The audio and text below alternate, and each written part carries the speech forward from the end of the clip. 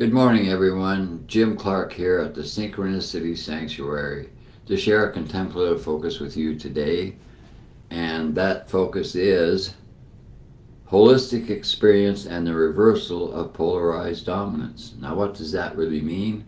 Holistic experience, not holistic conceptualization. To experience your unity with the world you're in, with everyone you meet, and so forth and so on, you must have balance, because by default, when you're born into this world as a human being, the dominant polarity is the polarized field of experience we're in, and the dominant polarity of your experience is the negative one, the contractive one. So your awareness is limited to the physical world that you see and the space between you and the world that you're in. So there's that separation, there's that newness, and the people you see, the world around you is something you don't understand. You don't really know what your place is in that world, and so as you grow into this world, your whole focus is on survival and belonging and being successful in your survival attempts. So wholeness, which is the experience of belonging in the world, being one with it, is proportional to the balance you create in the relative field that governs all experience. And what this necessitates is the reversal of the polarized dominance from the dominant illusion to non-dominant truth. What we call truth is what really is. What is this really? And the journey of evolving from negative polarity dominant egocentric illusion to positive dominant trans-egocentric truth begins when you start to meditate, when you reach that point in your experience as a human being, lifetimes, many lifetimes, and you're fulfilled in that experience. In other words, you really don't want any more of it. You're ready to move into something more blissful, more truthful, more real, in the sense that this is what is underneath all the appearance of you as one person and everybody else as other people. And the source of that is your lifetimes of experience as a human being and what you've done up to this life that you're living right now. And in my case, the first 30-some years of my life, I was totally unaware of anything other than the fear-based life of survival. You know, trying to belong, trying to be successful, trying to live day after day, and just get by. And that was my whole life, and it's all I could see and understand. You're immersed in it, so it's an illusion that you're so familiar with that that's your reality. And what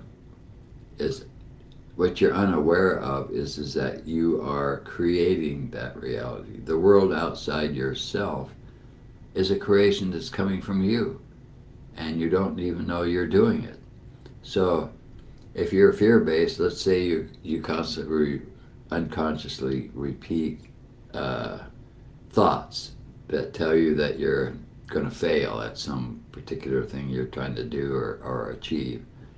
You will fail because you're telling yourself you're going to fail, and the universe is going to give you what you want, and what you think is what you want. So, and you're not being aware of your thoughts. You haven't really put a focus on your thoughts, so most of the thoughts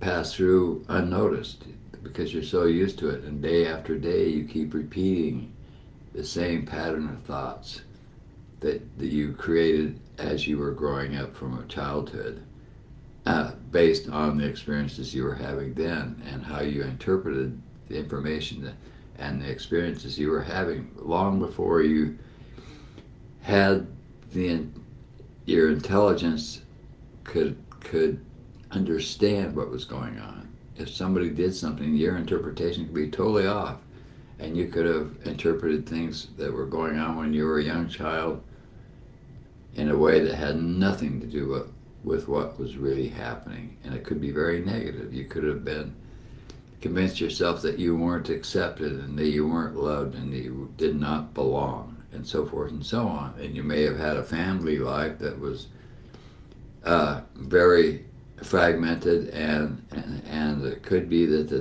the experiences you were having at that age, when you were very susceptible to believing whatever you think, it may have helped feed such a programming in you. And then at puberty, all of that information goes down into your unconscious mind, but it's still active and still running, and you don't even know it. But that is creating the reality that you're experiencing.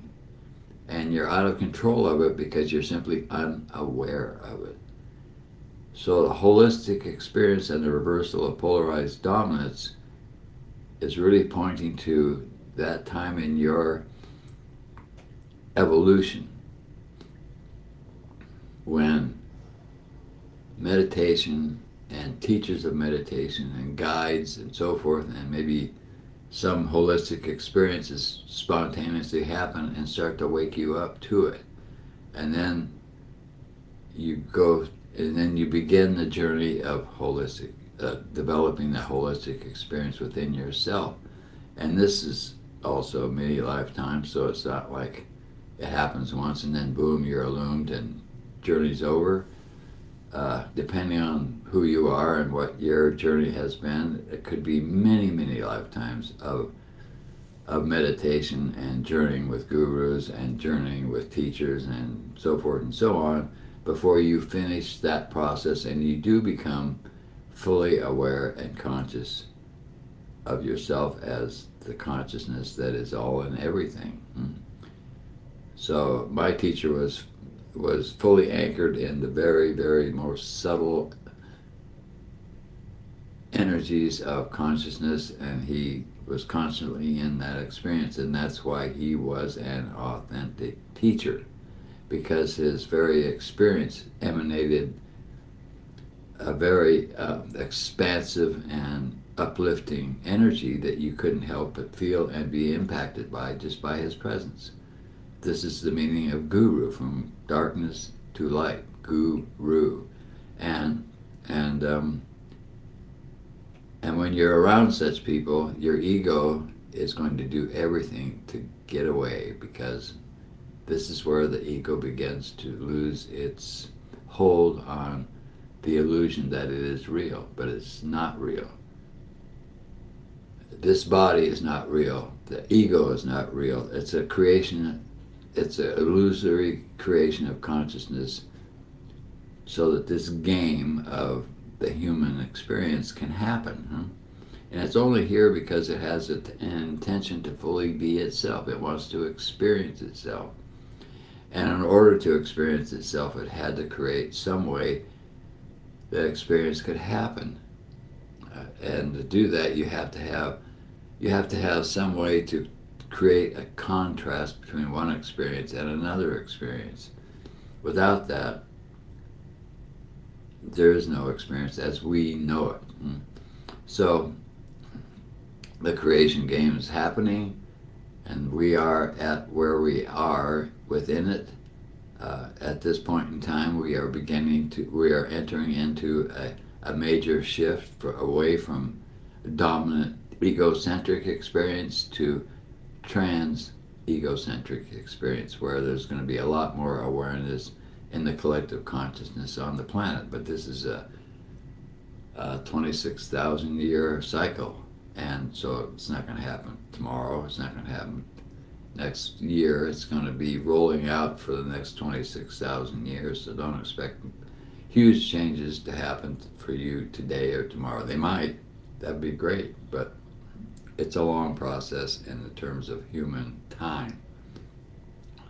So the journey of evolving from the dominant negative polarity, which is fear-based, which is where we are unaware and we're constantly on guard. You know, we're trying to survive, we're trying to belong, and we never really quite get there because we have the programming that tells us we're separate and that there's things out there that can kill you. There's things out there that threaten your well-being and so forth, and which is not true, but it's real to you. It's a reality that you have to navigate through as long as it's dominating your experience.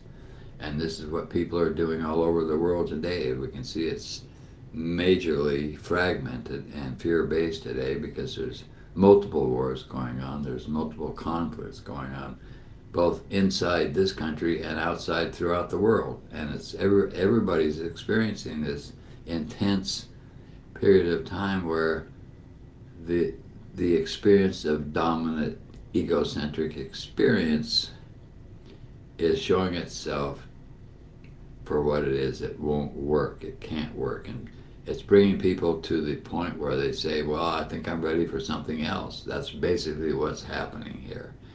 And when people are open to something else, when they finally reach that point of something's got to give here, and they're desperate for something better, then they're open to the experience of holistic experience. They can go beyond their what they know in terms of egocentric experience and egocentric existence, and move into moments, even just one moment of a breakthrough moment where you suddenly see yourself as the consciousness that you are in some way, will leave you blissful and cheerful and joyful, and all that fear is gone. And once you get a taste of that, that's all you ever want, and you will do anything to get it back. And then the journey of meditation and doing things like yoga, creating balance in yourself rather than going along unconsciously unbalanced. That's when that journey begins, and it will begin because you want it to begin. You're creating that experience for yourself because you had a taste of it, and then your thinking has something else added to it. That experience is so much more powerful than conceptualization. And when you experience yourself as source consciousness in any way whatsoever, then it's only natural, because it makes you feel better than you ever imagined, and that's what you want. This is what we do today. People, drugs and so forth that are so popular today, and even though they're destructive, what they do is within the experience of egocentric experience in relation to other experiences you have in that context, it makes you high. It gives you something that you think you want, and so you do anything to get it. And this is what we see with a drug addiction and any kind of addiction that gives people some kind of a positive experience in relation to what they normally experience. And so this is built into us. We are naturally very joyful and holistic and loving, and we want that very much. And anything that gives us a taste of that, irregardless of where we are in our journey, we want more of it, huh? And that's just what people have to do, because it's in them to do it, because we are actually the consciousness that's creating all of this. But our perspective, however, is that we are an isolated, physical, separate entity in a world full of other human beings and full of other forms of life, that some of them are good, some of them are bad, but we don't know. And we live in constant fear and constant efforts to fit in a way that our life is kind of guaranteed to flow and move without any major danger to it, and so forth and so on. Whatever it is that we feel we want is what we're going to get. But we're unconscious to this until we meditate, and we won't meditate until we're fulfilled in the fear-based experience of egocentric experience. So, and as this journey begins, there is this play between the ego and beyond ego experience and development of that to the point where you are anchored in holistic experience, when you're anchored in the experience of oneness, where everything is consciousness and everything belongs here, and you belong here. We're all one. There's really no differentiation. We're all the same consciousness that is all and everything. Now that sounds great, but to experience that is something that can never be adequately described. You can't tell people what it's like, because they will see and hear the words within their experience, and if their experience is dominantly egocentric, then they're going to interpret that phrase accordingly. So you can't tell people something. You can't make people wake up. That's a process that's happening. That's the only process that's really happening in the world. So whatever is going on is being orchestrated by consciousness. You are consciousness, and either you're going to see that through the limitations of egocentric experience, or you're going to see it through holistic experience by being whole yourself. So that's what I wanted to share with you today, and I encourage you to meditate if you're not, and meditate more if you're only meditating sometimes. And I highly recommend synchronicity technology for this purpose, because my experience in the life that I'm living now, where I've used this for 30 some years, is that it really works. It makes the journey much easier.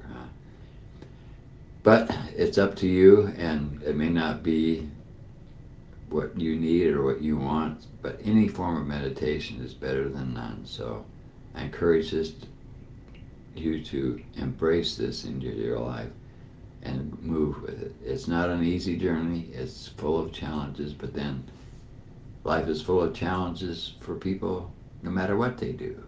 So it's really not about avoiding challenges. It's about choosing which ones are going to do more for you than others. So I wish you well on your journey. Happy New Year, happy new life, happy new existence. And that's it for today. I will be back again next Monday to share another focus with you, should you choose to watch this. Thank you so much for watching. I'll see you again in 1 week.